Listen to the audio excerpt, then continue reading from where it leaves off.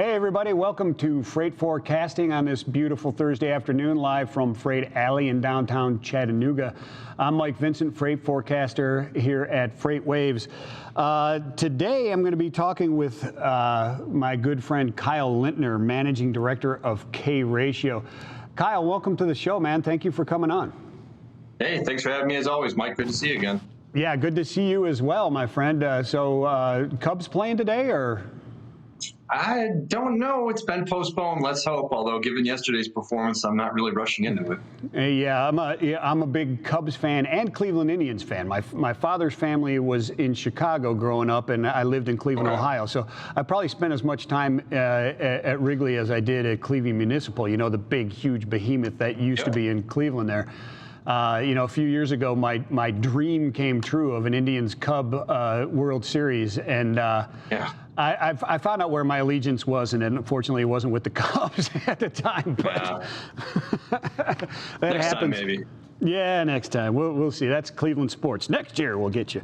Yeah. Hey, for the audience, a little background on yourself and some information on K-Ratio and what you guys are doing there. Yeah, sure. I'm the managing director at K-Ratio. We're a risk advisory firm specializing inside of freight. We offer a variety of products centered around mitigating any risk that's involved with your balance sheet, be it from the revenue or expense side. We can do this in a consultative format, from a futures hedging format, or we do have a software, our freight intelligence platform, that allows you to view your internal and external industry data to come up with some unique KPIs so you can navigate these tricky seas that we're going to talk about today.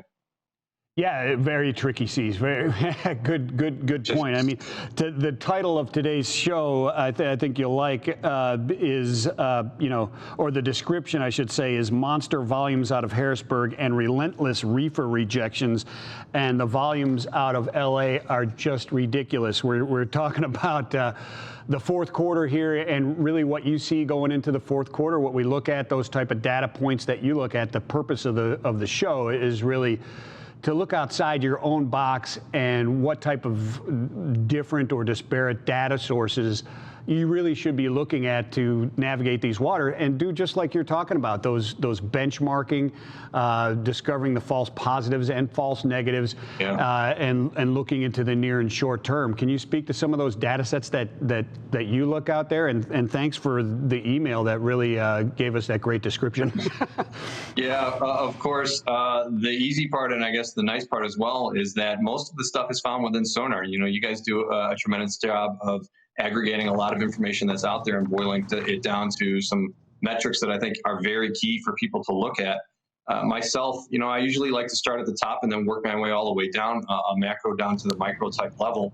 So first, the number one thing everyone should be looking at, I believe, is the outbound tender volume index. You need to get an indication, number one, of where we're at from volume. I know it's not an absolute measure of volume, but it's probably the best number we have out there. And then once we get a gauge of what we're looking at from a volume standpoint, the next step for me is the OTRI. You need to see what the rejections are at, because there's no greater indication of price than when we see rejections. The overwhelming reason why a load gets rejected is price. It isn't because the truck broke down. Truck breakdowns are around 3% annually. So to have tender rejections north of 25% like we have now, we all know the reasons behind this. So we have an indication of where price is going. We now have an indication of where volume is at. When you take those two together, now you can begin to work your way through the network, which obviously means we start at the major markets and then down to the mid markets. And if you really want to get granular, you can go down to the small markets. But to me, it's starting national, it's moving to the regions. And then once you even have that, I don't tend to go down to the individual smaller markets, because I don't need to. If I know that I'm looking out west and LA's hot, well, I know what the domino effect in and out is going to look like from a volume and rate standpoint. You have your primary market mover, and then the secondary guys will follow several days later as capacity is sucked out of those areas and brought back into the primary market.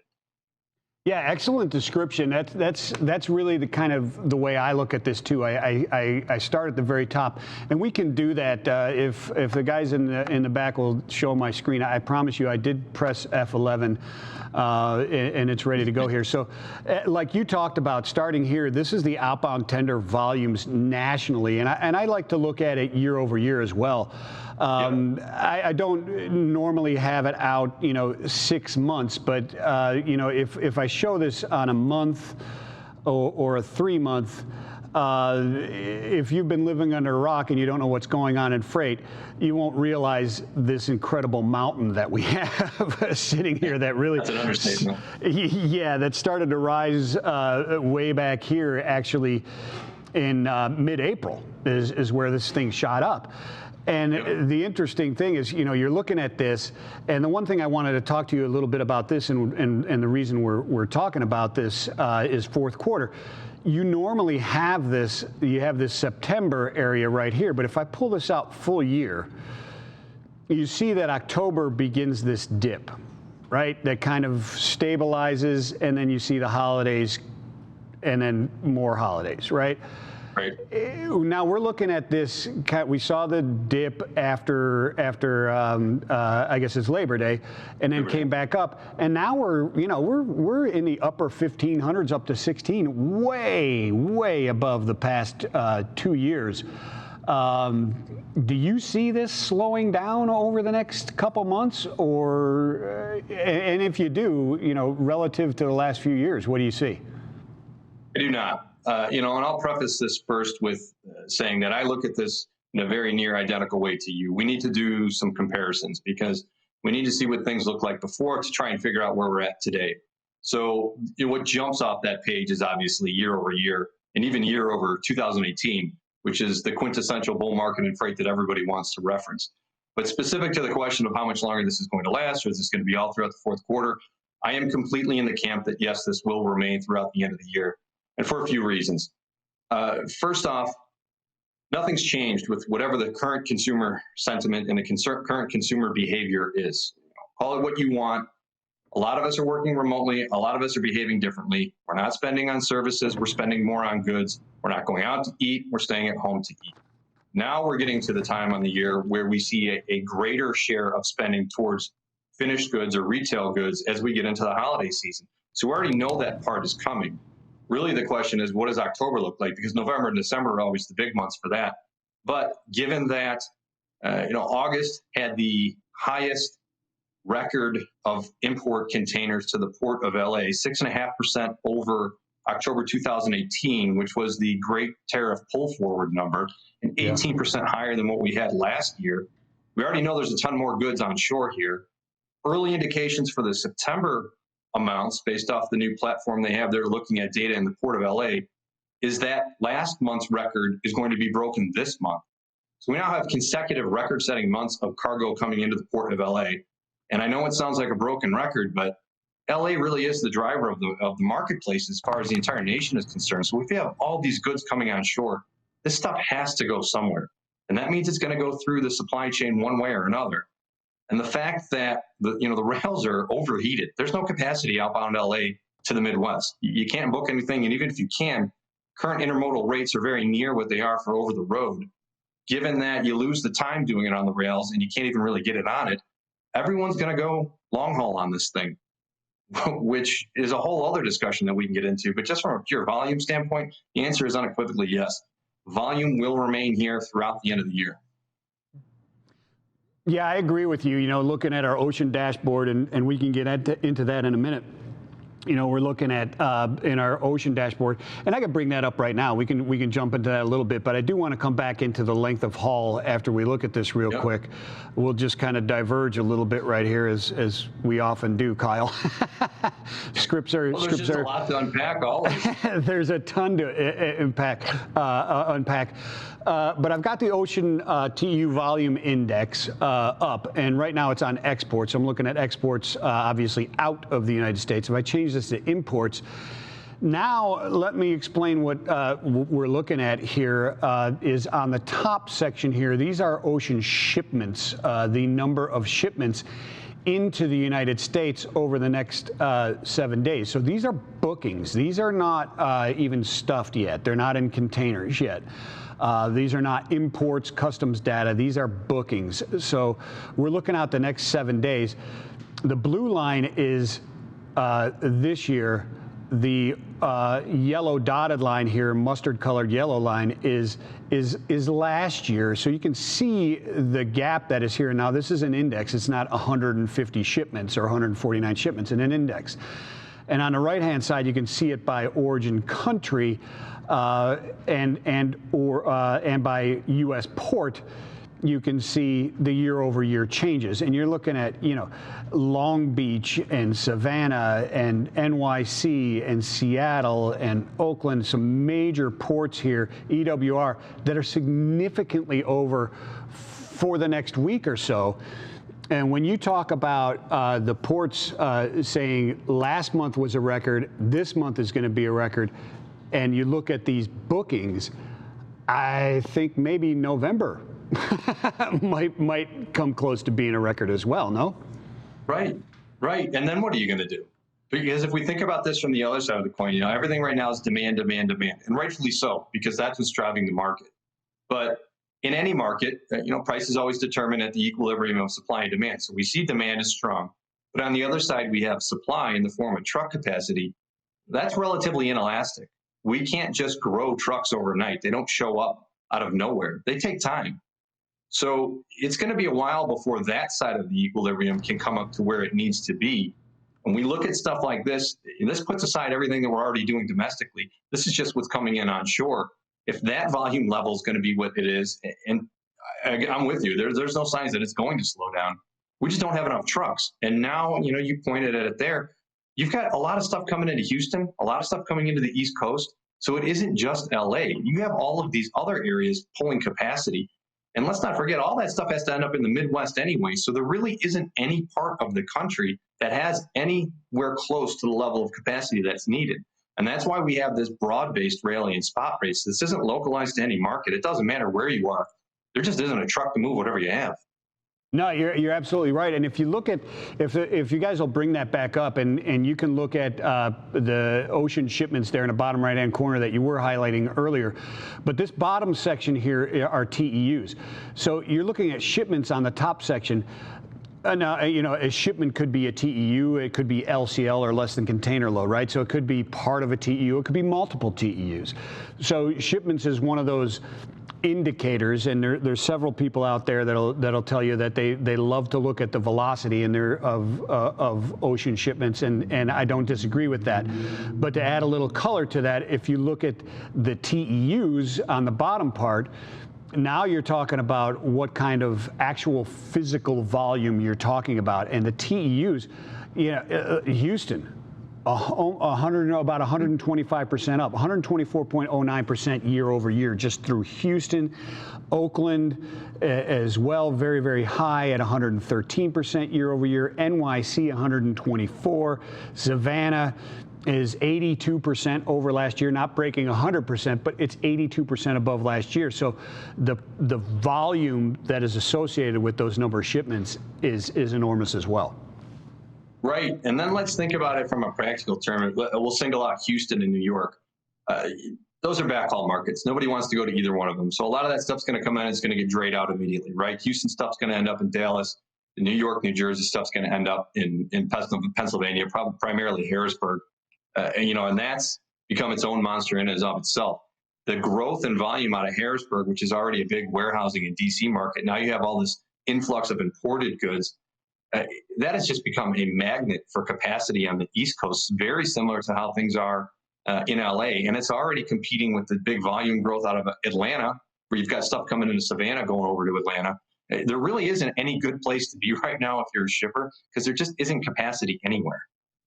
Yeah, and you spoke to that Harrisburg, and I've brought up a 3D heat map here of the United States.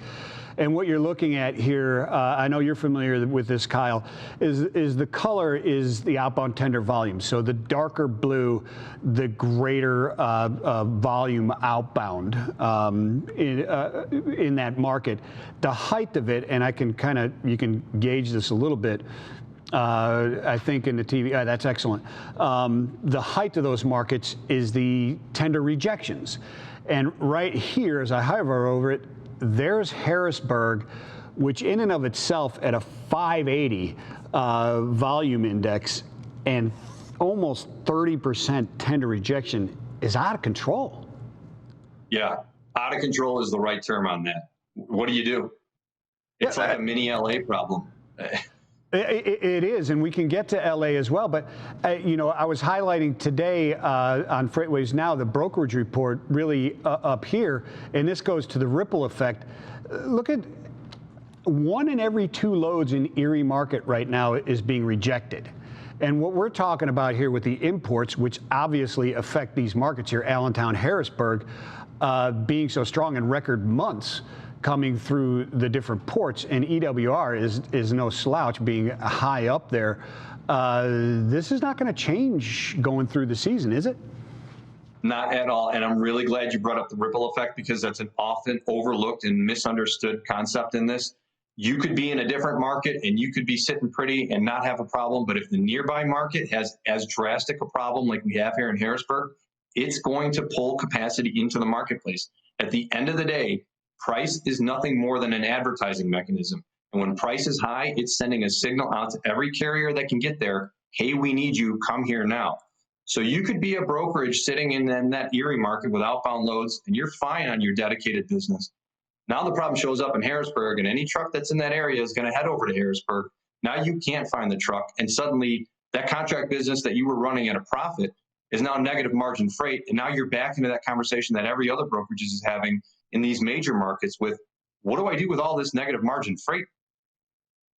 Yeah, absolutely. It's, you know, you're a shipper in Pennsylvania or in Erie, in the Erie market, we'll use that, or even Pittsburgh in Elmira market, just north of Harrisburg here as well.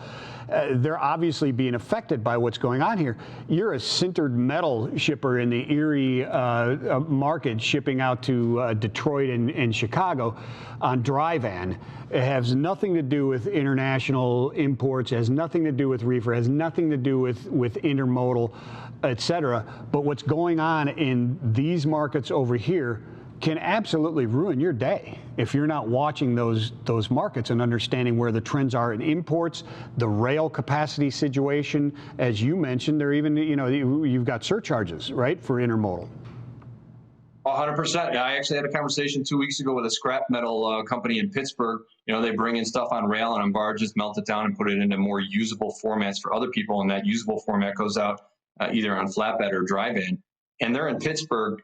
They're having the worst time possible, even though the problem isn't in Pittsburgh. It's because everything going on to the east of them and even to the west of them, you know, Columbus is no slouch. There's no capacity to be had anywhere. It's got to compete with those other markets. Those other markets are going to pay higher rates.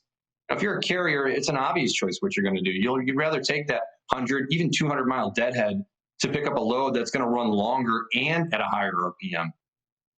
Yeah, absolutely. And you mentioned Columbus. I've got the Northeast here, and I'm from Ohio, and you're in Chicago. But I promise you, I didn't put this up here because I am from Ohio, or you're from in Chicago there. It's just really interesting dynamics that happen here. And if you're a shipper or a consignee in these markets, really along this I-80 corridor and running through, you know, if you go Harrisburg, Allentown, EWR across to Chicago, Chicago Heights, Joliet, you are heavily, your market is heavily influenced by those markets around them, and they're not small markets.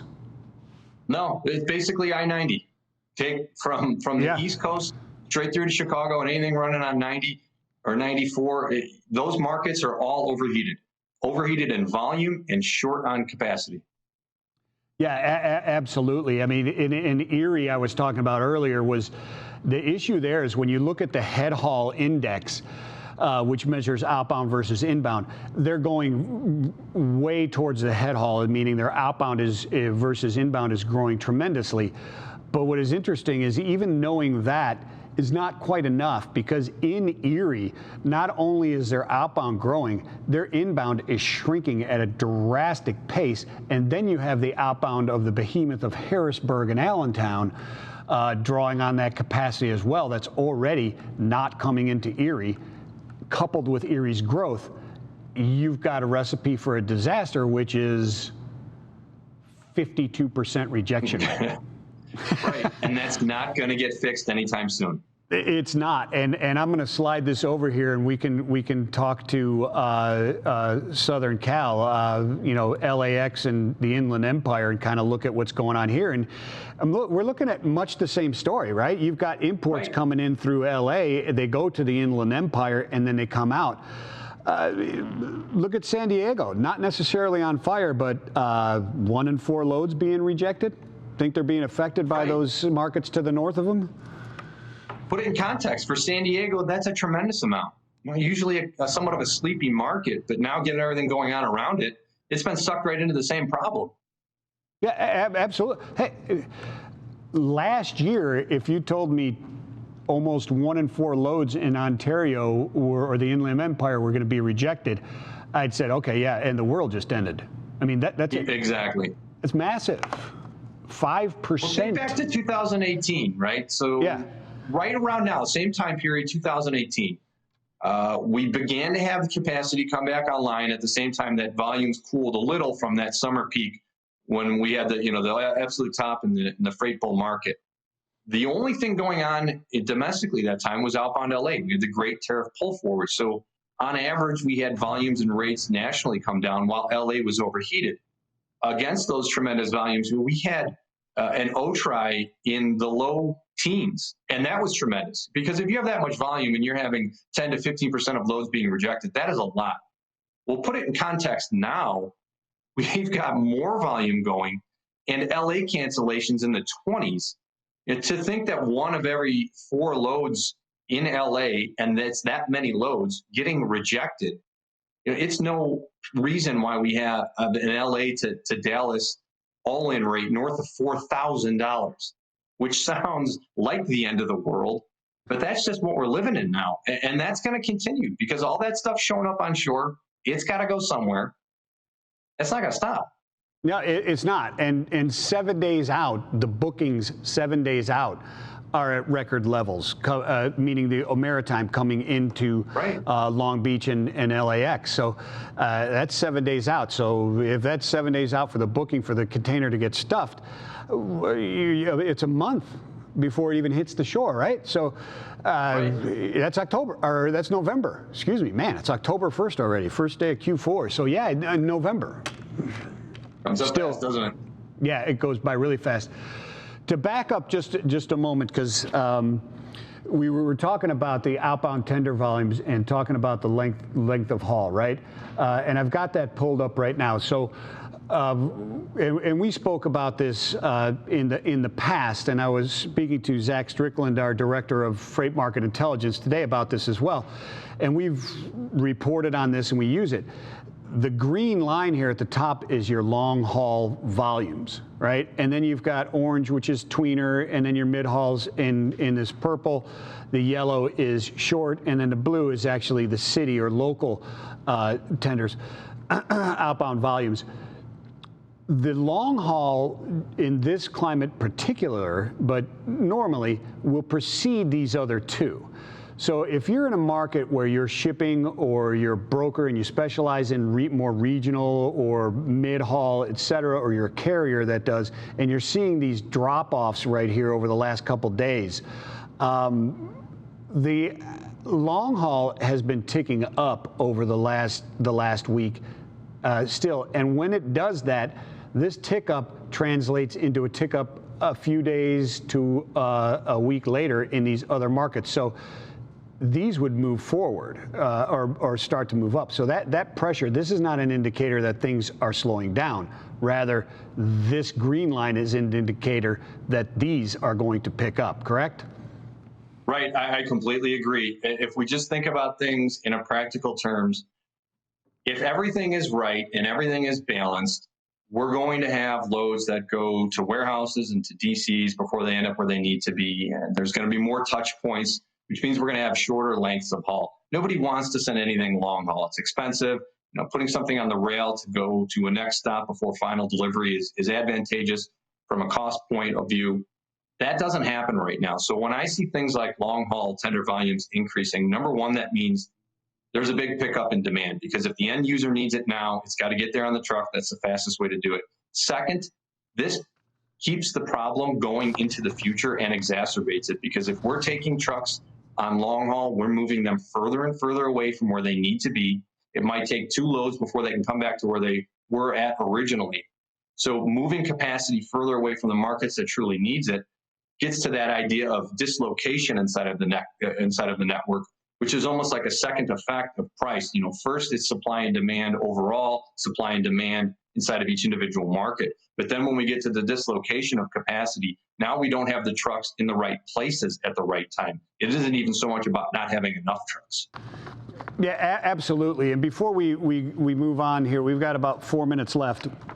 Before we go into some Fed numbers and I ask you your predictions, old great Carmack,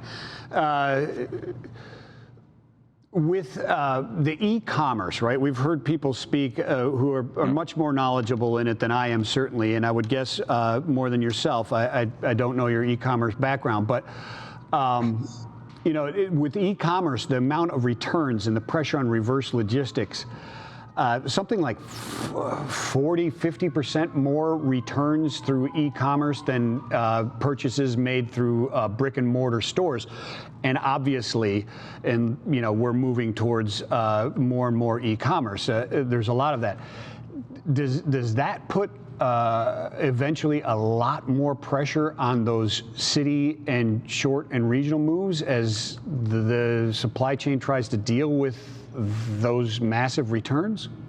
Sure does. First off, I'll say retail sales, the e-commerce growth was 33% year over year. So we know that there's more going on. If we just think about everything going on in the world right now, people are probably going to shop online more than they have in years past, given everything going on with coronavirus.